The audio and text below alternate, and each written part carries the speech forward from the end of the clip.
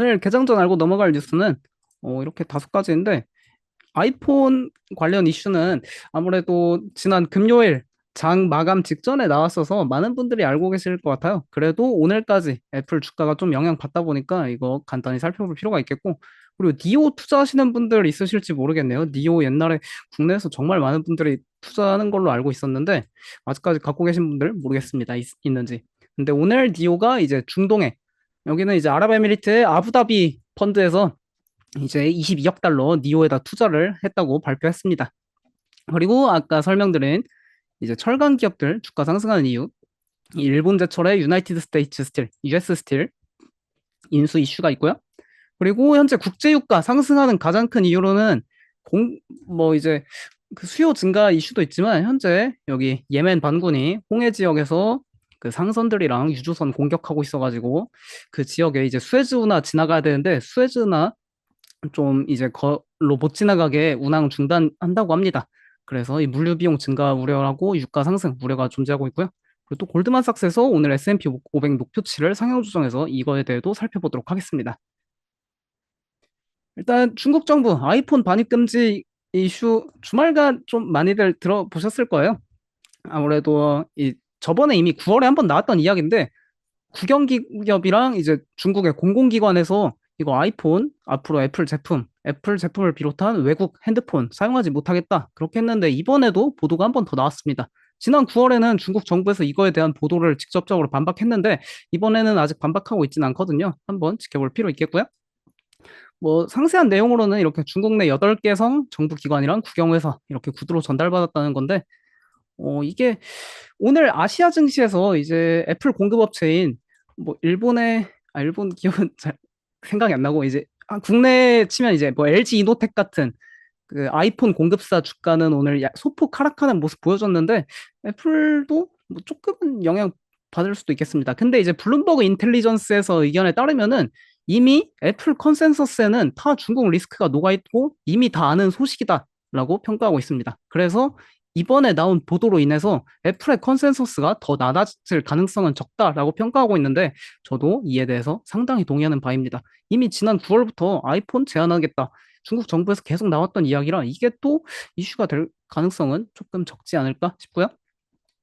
그래도 이 중국에서 조금 이 시장 판매가 둔화되면은 약간 아쉬워질 수 있는 거는 중국 매출 비중이 애플에서 19%라고는 이 아주 큰 비중을 차지하고 있다 보니까 결국 중국도 항상 이제 애플에서 챙겨야 하는 시장이겠고요.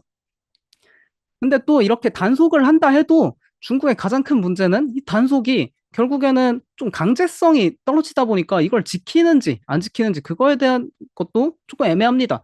실제로 지난 11월 11일 광군제 당시에는 이 핸드폰 베스트셀러 모델을 보면은 1위, 2위, 3위 다 아이폰 15 시리즈가 다 차지했고요. 이런 거 보면은 약간 이런 소식은 그냥 무시하는 게 좋지 않을까 싶네요. 장기적 관점에서 봤을 때는 애플 걱정은 하는 게 아니라고 배웠습니다. 그 다음 소식은 니오입니다. 니오 이것도 요즘에는 이제 전기차 기업이 리비안, 루시드 정말 많은 게 상장되어 있지만 옛날에는 이제 2020년 이전에는 미국의 전기차 기업 하면 테슬라랑 니오 정도만 상장돼 있었거든요. 그래서 그 당시에 국내에서도 많이 투자한 걸로 알고 있는데 오늘 니오에서 이제 발표했습니다.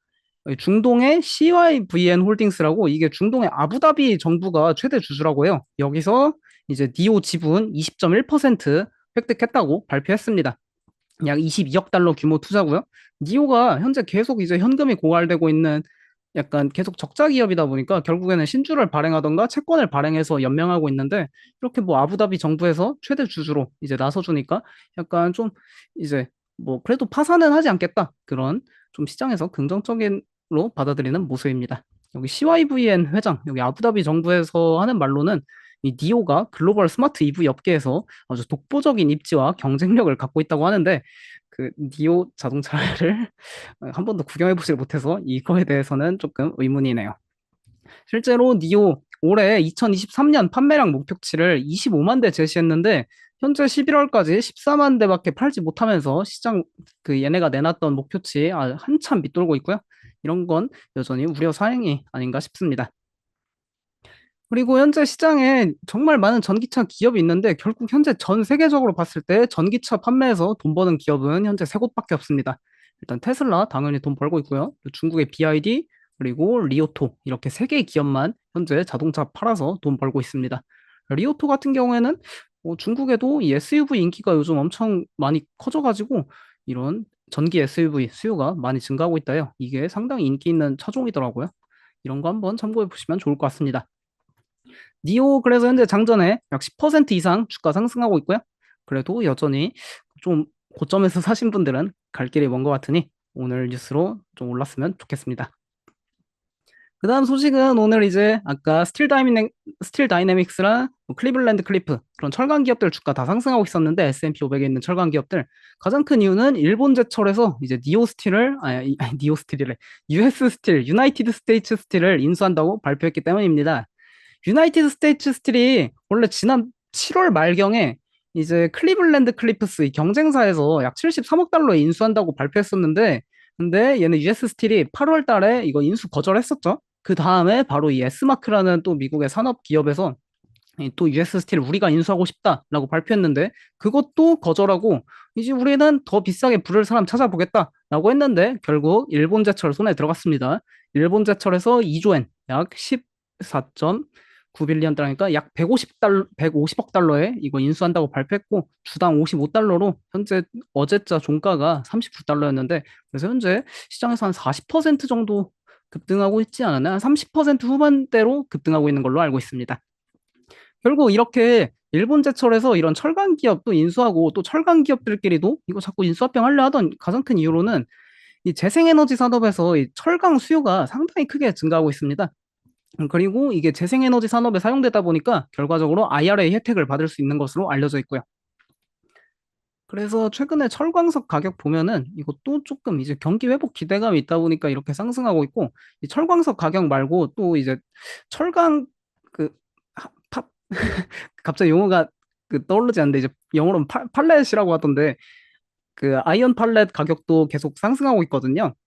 그런 게 이제 최근에 이제 UAW 그 파업도 종료되면서 다시 철강 수요가 증가한다. 그런 전망과 함께 철강 가격 상승하는 경향이 있어서 최근에 미국 산업도 상당히 강력하고 그런 모습 보면은 철강 가격 조금 뭐 상승할 수 있지 않을까 그런 기대감도 있고요.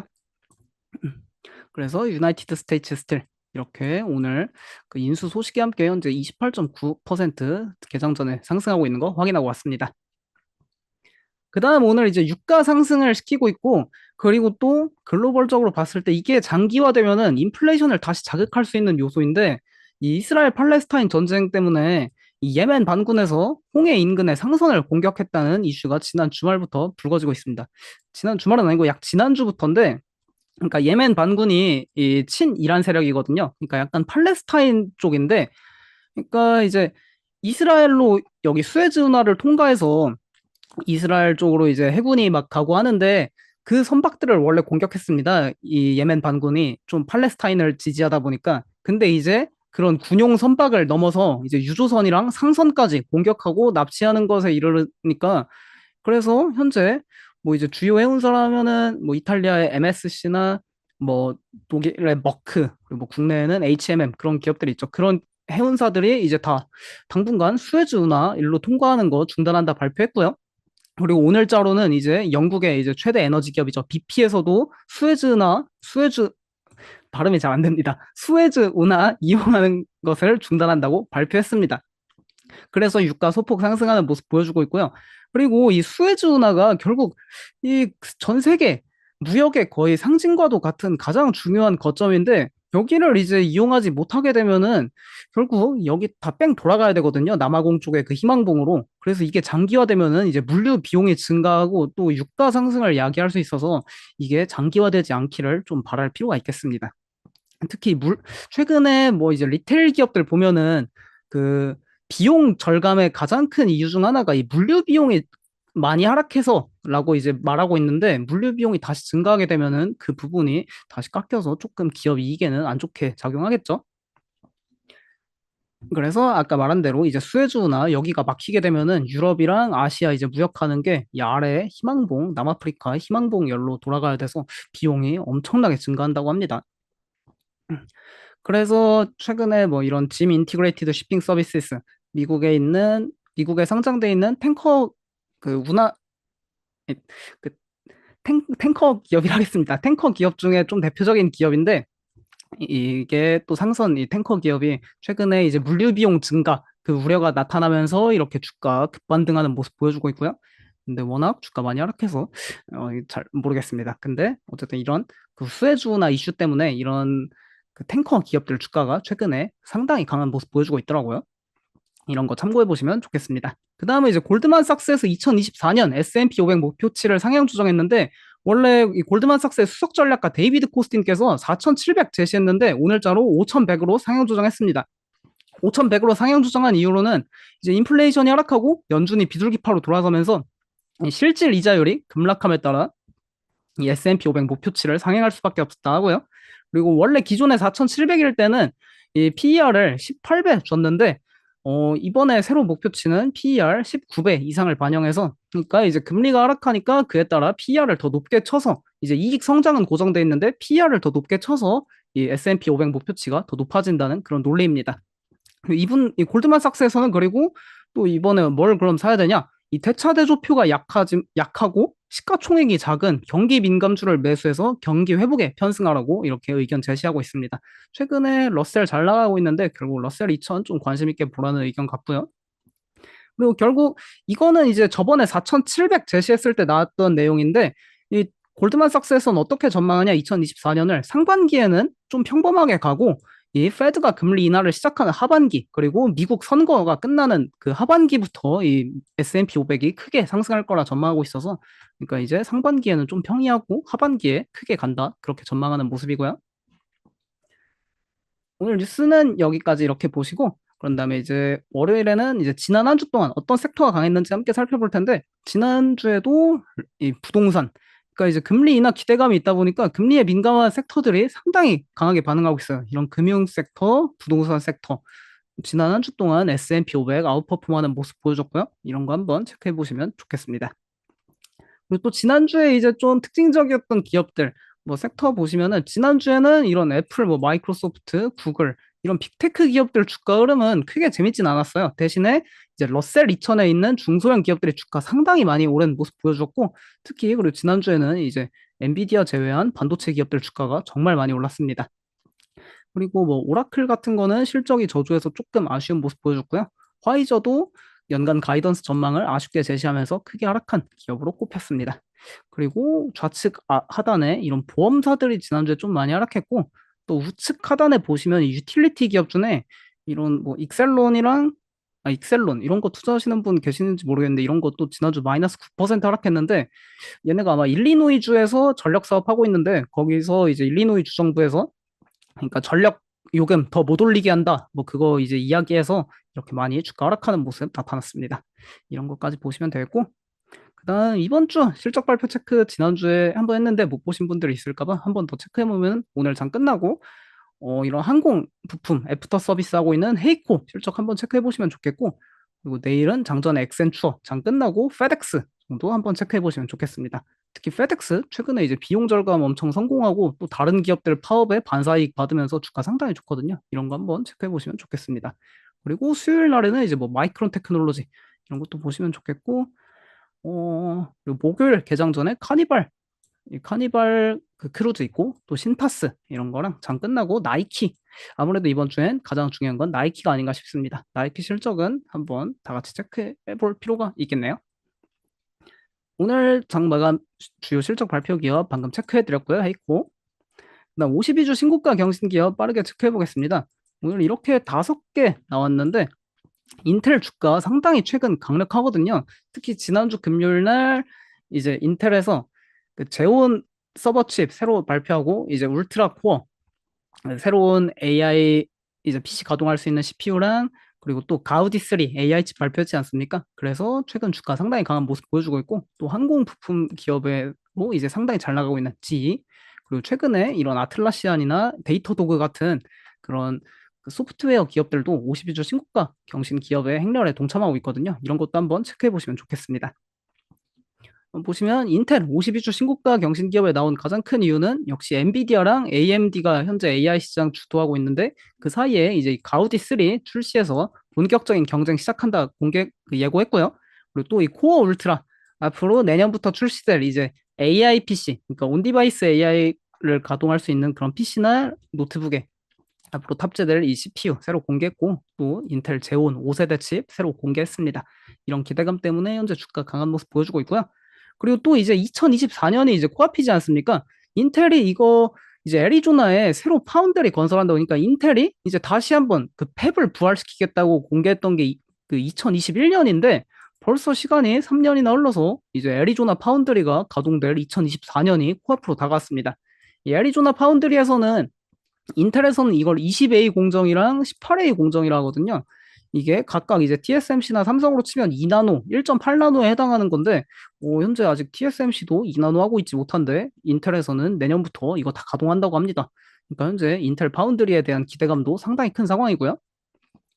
그래서 인텔 아주 화려하게 부활해서 52주 신고가 가고 있는 모습입니다. 작년에는 거의 다우지수에서 세일즈포스와 함께 가장 저조한 기업이었는데 올해는 이제 세일즈포스하고 인텔이랑 다우에서 거의 작년과 다르게 가장 강한 기업들로 꼽히고 있죠. 그 다음에 이제 엔비디아도 한번 가져왔는데 인텔이랑 AMD랑 다 공통적으로 말하는 게 우리 칩들이 H100보다 뛰어나다라고 이야기하고 있거든요. 근데 이제 엔비디아 내년 상반기에 H200 이거 출시될 예정이라 이제 점점 엔비디아 주가도 다시 움직이지 않을까 그런 기대감이 있어서 한번 체크해 보려고 가져왔습니다. H200 곧 출시된다는 거 체크해 볼 필요 있겠고요. 그 다음에 이제 GE입니다. 제너럴 일렉트릭 52주 신고가에서 많이 소개해드렸는데 오늘은 좀 더 한번 상세히 소개해드리려고 해요. 이 GE라는 기업에 대해. 제너럴 일렉트릭 이 GE가 한때는 전 세계 시가총액 1위에 달했을 정도로 2000년대, 90년대 후반에서 2000년대 초반까지는 거의 전 세계를 지배했던 기업인데 그 당시에는 이 GE의 CEO가 잭웰치 거의 전설적인 그냥 그 경영의 신이죠. 실제로 별명이 뭐 경영의 신이 아마 별명이었던 걸로 알고 있습니다.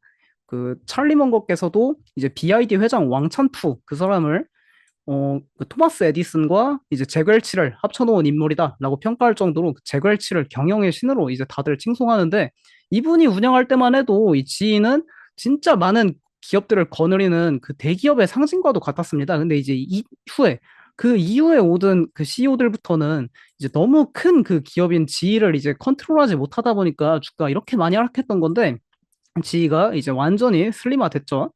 그러니까 이거 지의 약 2016년부터 어떻게 지가 이제 기업들을 다 매각하고 그 부채를 탕감하고 사업을 재편했는지 그거에 대한 히스토리인데 이제 G 어플라이언스, G의 가전 사업부입니다. 이거 이제 2016년에 그 중국의 하이어전자에다 이제 매각했고요. 그리고 G 인더스트리얼 솔루션이라고 이제 산업 공장 쪽에서 필요한 그런 솔루션 하는 업체인데 이거는 독일의 ABB한테 매각했습니다. 그다음에 G 디지털 이런 것도 2018년에 스핀오프 했고 또 G에서 이제 기차 만들고 또 신호등 만드는 G 트랜스포테이션 이런 것도 2018년에 이제 왑텍이라고 이제 미국에 상장돼 있는 그 철도 제작 기업이죠. 거기하고 이제 합병시키고 또 G 헬스케어 이 G 바이오파마 사업부 제약 사업부를 또 다나워에 매각하고 그리고 G 라이팅이죠.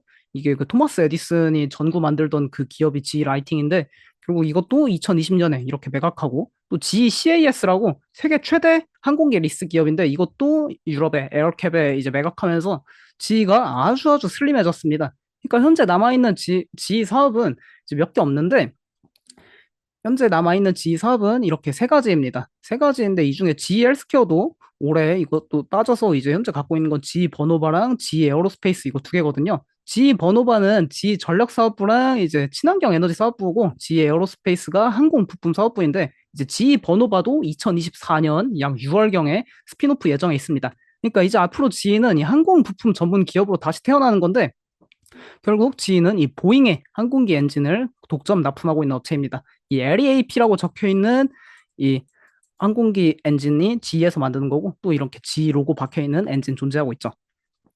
최근에 G 주가 가장 잘 나가는 가장 큰 이유는 역시 보잉이 잘 나가기 때문입니다. 이렇게 두바이 에어쇼 지난 10월에 열렸던 두바이 에어쇼에서 보잉이 에어버스 대비해서 신규 수주 전쟁을 그냥 압승해 버리면서 이제 보잉 항공기 정말 많이 만들 필요가 있겠고요. 그래서 제너럴 일렉트릭 이제 항공부품 사업부로 완전히 재탄생하면서 이렇게 주가 52주 신고가 경신하고 있습니다. 또 보잉도 거의 11월부터는 이게 한 3거래일인가 빼고 거의 한 30거래일 그렇게 상승했더라고요. 진짜 강한 주가 상승세 현재 보여주고 있습니다. 보잉. 그 다음 52주 신고가 경신 기업은 아틀라시안입니다. 이거는 좀 소프트웨어 개발자들이 많이 이용하는 플랫폼이다 보니까 체감이 좀 어려운데 일단 티커부터 팀이란 티커를 쓰고 있는 이유가 그러니까 과거에 이제 세일즈포스가 인수한 슬랙 같은 그런 협업 플랫폼에 가장 이제 권위 있는 그런 기업이라 볼 수 있겠고요.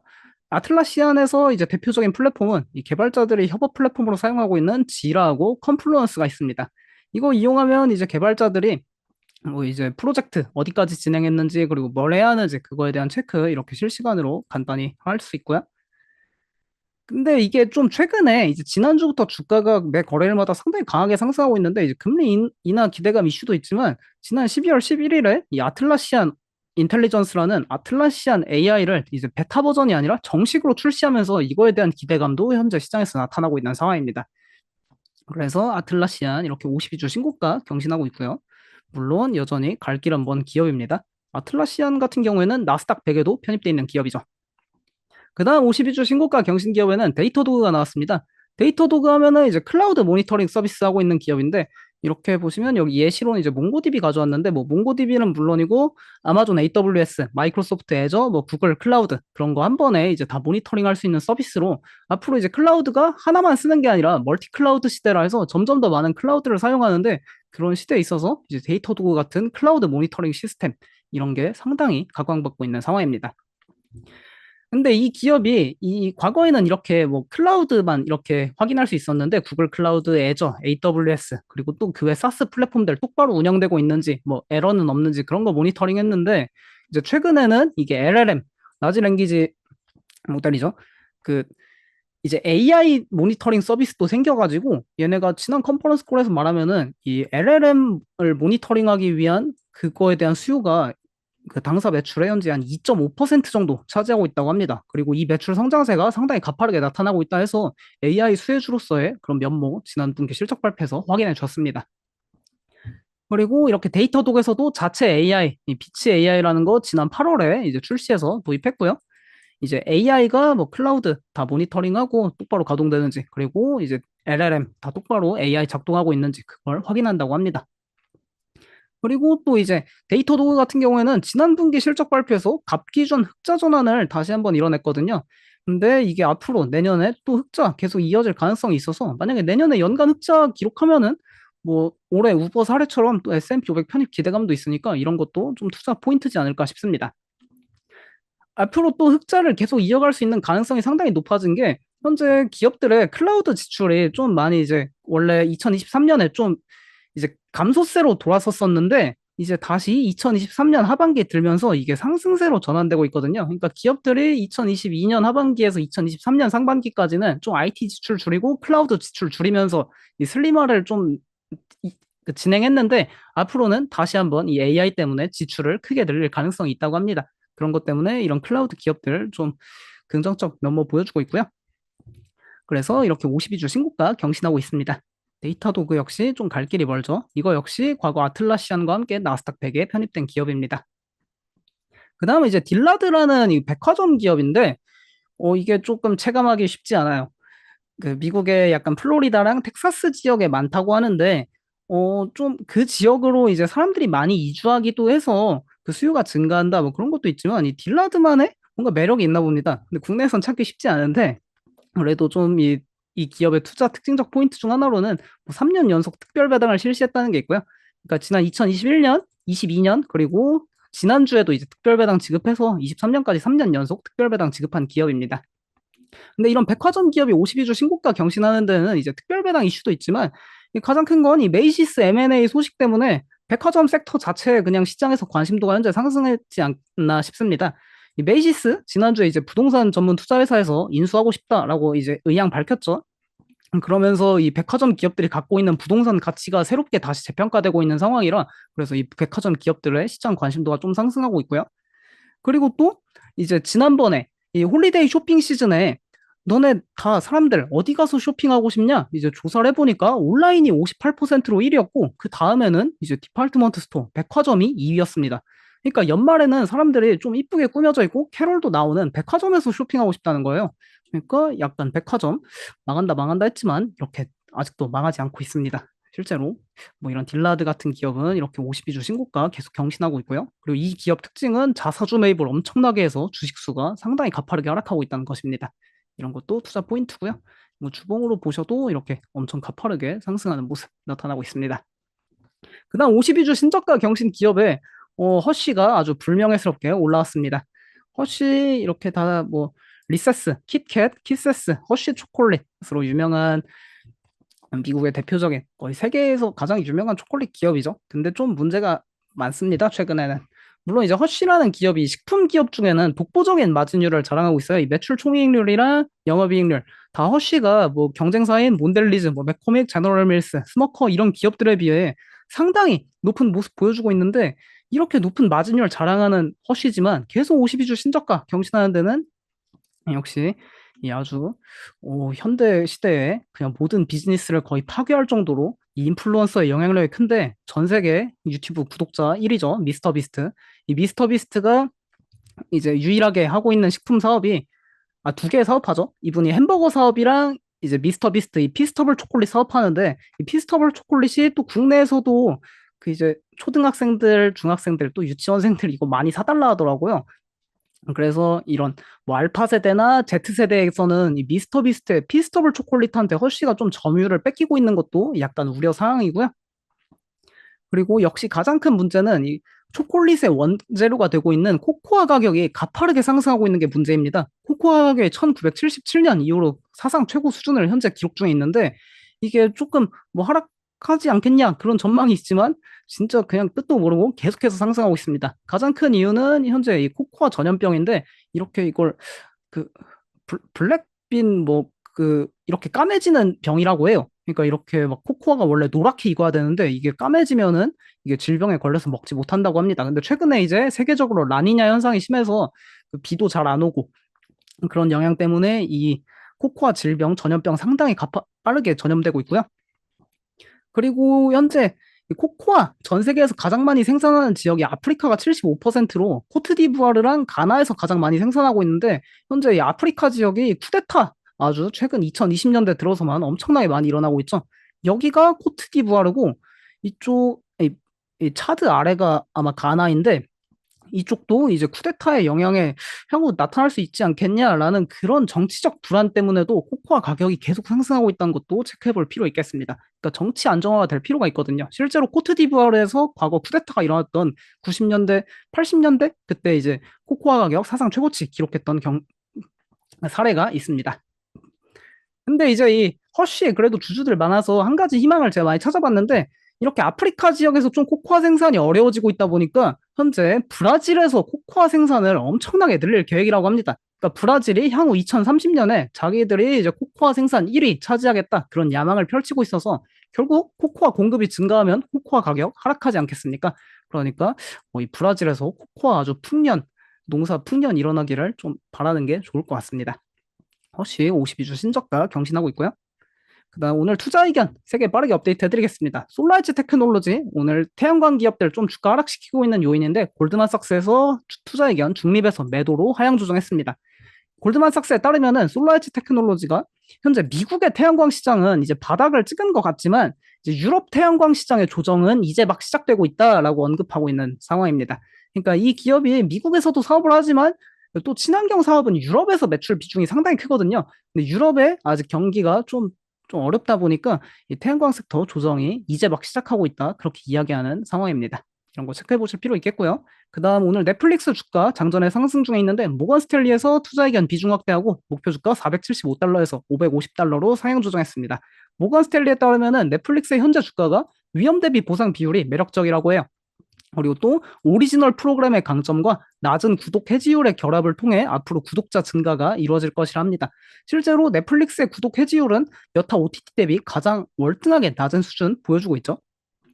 그리고 뭐 또 이게 기묘한 이야기 시즌 5 내년에는 할리우드 파업 때문에 이제 당장은 좀 개봉되지 않겠지만 이게 1월부터 촬영 다시 재개할 예정이라고 해요. 그러니까 또 이거 개봉하면은 이제 전 세계적으로 넷플릭스 다시 또 인기 많아지지 않겠습니까? 그런 것도 한번 기대해 볼 수 있겠고요. 그다음 카니발 크루즈 오늘 목요일 이번 주 목요일 개장 전에 실적 발표 있는데 뱅크 오브 아메리카에서 오늘 투자 의견 긍정적 이제 매수 의견 내고 목표 주가 상향 조정했습니다. 뱅크 오브 아메리카에서 카니발의 카드 데이터를 조사해 보니까 이 크루즈 여행 추세가 상당히 안정적이라고 해요. 그래서 4분기 실적이랑 2024년 전망에 상당히 좋은 징조라 이제 평가하고 있고요. 그리고 이제 카니발 같은 경우에는 항상 보수적인 가이던스를 제시하고 있다고 하는데 뱅크 오브 아메리카에서는 오히려 이런 보수적인 가이던스가 내년에 앞으로 실적 발표할 때마다 가이던스 상향으로 이어질 수 있다면서 오히려 긍정적으로 평가하는 모습입니다. 그 다음 오늘까지 사면 배당받는 기업 이렇게 브로드컴이랑 매드트로닉 있는데요.